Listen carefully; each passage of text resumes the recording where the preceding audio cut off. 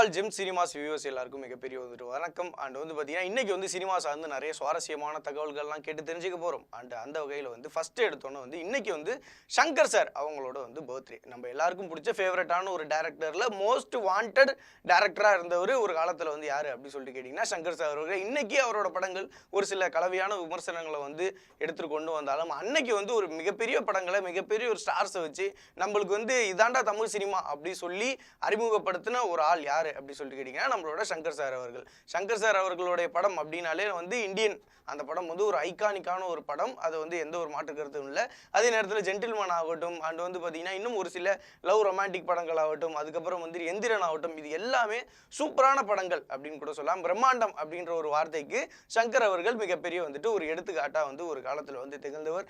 நிறைய பேர் சென்னையை நோக்கி வந்தவங்க சங்கர் சார் மாதிரி மிகப்பெரிய பிரம்மாண்டமான படங்களை நம்ம எடுக்கணும் அப்படி சொல்லி ஆசைப்பட்டு நிறைய பேர் ஊர்சிலேருந்து இன்னைக்கு டைரக்டர் ஆனவங்க நிறைய பேர் இருக்காங்க. அந்த வரிசையில் அவரோட அசிஸ்டன்ட் டைரக்டரான அட்லி அவர்கள் மிகப்பெரிய ஒரு எக்ஸாம்பிளாக இன்னைக்கு செட் பண்ணியிருக்கார். தளபதி வச்சு நிறைய படங்களும் அவரும் பண்ணார். இப்போ அடுத்த கட்டம் போயிருக்கார். ஸோ அந்த மாதிரி பார்த்தீங்கன்னா சங்கர் சார் அவர்கள் மிகப்பெரிய ஒரு எடுத்துக்காட்டாக எல்லாருக்கும் இருந்திருக்காங்க. அவருக்கு இன்னைக்கு பர்த்டே. ஸோ எல்லாரும் சார்பாகவும் பர்த்டே விஷஸ் சொல்லிக்கலாம். ஸோ அண்ட் பார்த்தீங்கன்னா இதுக்கு அடுத்து ஒரு சுவாரஸ்யமான ஒரு தகவல் இருக்குது.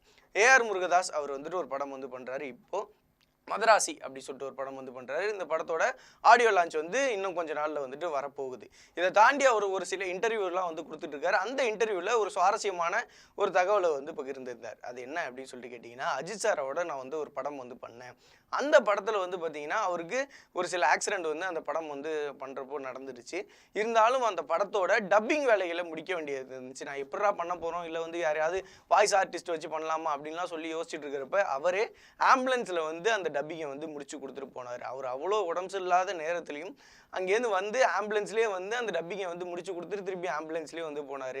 ஸோ இன்றைக்கி இருக்கிற ஹீரோஸ்லாம் டைம் பார்த்து ஷெட்யூல் பார்த்து ஒர்க் பண்ணுற டைமில் அன்னைக்கு எந்த ஒரு டைமும் எந்த ஒரு ஈகோவும் எந்த ஒரு காரணமும் இல்லாமல் ஒரு காரணம் எனக்கு இருக்குது அப்படின்னு சொல்லிட்டு சொல்லாமல் ஒர்க்காக பார்த்த ஒரு ஆள் யார் அப்படின்னு சொல்லிட்டு கேட்டிங்கன்னா அஜித் சார் அப்படின்றத ஏஆர் முருகதாஸ் அவர்கள் சொல்கிறாரு. அண்ட் மதராசி படம் மிகப்பெரிய ஒரு எதிர்பார்க்கக்கூடிய ஒரு படமாக இருக்குது. சிவகார்த்திகேயன் கெரியரில் ஒரு ஆக்ஷன் ஹீரோ படமாக இருக்கும் அப்படின்றது தான் அந்த டாக் தான் அந்த படத்தில் வந்துச்சு. இதுக்கு முன்னாடியே அமரனில் அதை செட் பண்ணிட்டாங்க. பட் இருந்தாலும் ஃபுல் அண்ட் ஃபுல் ஒரு ஆக்ஷன் சீக்வன்ஸாக இருக்கக்கூடிய ஒரு படமாக மதராசி படம் இருக்கும் அப்படின்றது சொல்லியிருக்காங்க. அண்ட் ஒரு சில கேள்வியும் ஒரு நிருபர் கேட்டுறாரு, மதராசியும் சொல்லி வச்சுருக்கீங்களே, இது என்ன வடநாட்டில் ஏதாவது நடக்கிற கதையா இது? ஏன்னா மதராசி அப்படின்ற வார்த்தை வடநாடு அந்த சைடில் தான் போனால் மதராசியா நீங்கள் அப்படின்ற மாதிரி கேட்பாங்க. ஸோ அந்த மாதிரி கதையா இது அப்படின்னு சொல்லி கேட்குறப்ப இல்லை, வில்லன் அவரோட பார்வையில் இவர் ஒரு மெட்ராஸ்காரன். அதை தான் இந்த படத்தோட ஃபுல் ஃப்ளெஜ்டாக வச்சுருக்கோம். ஸோ அதை நோக்கி தான் இந்த கதை நகரப்போகுது அப்படின்றதையும் சொல்லியிருந்தார்.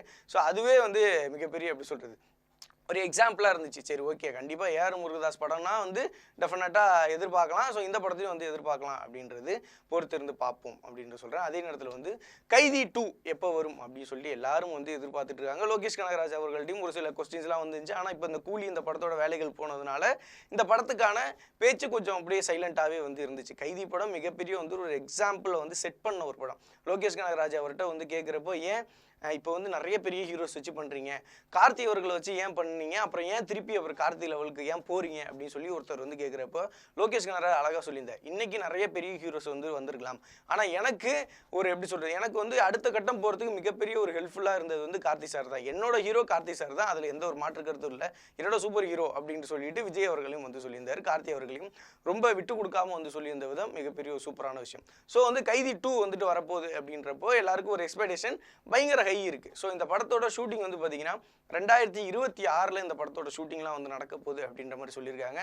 டெஃபினட்டாக இந்த படம் ஒரு ஹிட் படமாக இருக்கும் எல்லாரும் சொல்லி எதிர்பார்க்குறோம். பொறுத்து பார்ப்போம்.